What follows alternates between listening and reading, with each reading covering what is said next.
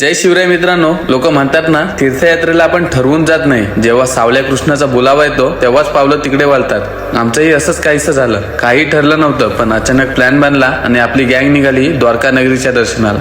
सोबत आपली फुल टोली. सालव्यामा आणि बाबल्या तर स्टेशनवर असे धावत सुटलेत जणू ट्रेन नाही तर थेट युद्धच जिंकायचंय. पेन ते पनवेल आणि काय ती गर्दी. स्टेशनवर आज जत्राच भरली होती की काय असं वाटत होतं. शेवटी एकदाची आपली सोमनाथ एक्सप्रेस गाठली.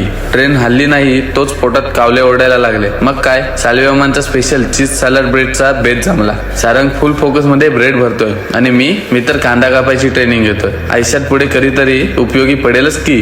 द्वारकेत पोहोचलो आणि रिक्षात बसलो तर काय, डॅनी आणि अनिकेतचे फक्त पायच बाहेर दिसत होते. पण जशी रूम बघितली तसा जॅकपॉट लागला.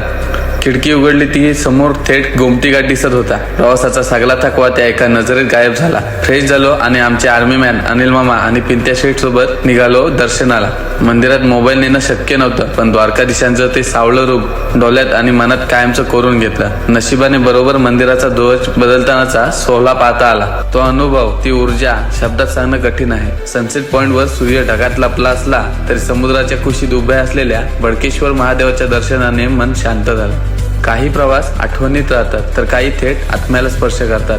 हा प्रवास असाच काहीसा होता. व्हिडिओ आवडला असेल तर नक्की लाईक करा आणि या पूर्ण प्रवासाचा सविस्तर व्लॉग पाहण्यासाठी आपल्या YouTube चॅनेलला सबस्क्राईब करा. भेटूया अशाच एका नवीन प्रवासात. तोपर्यंत जय शिवराय.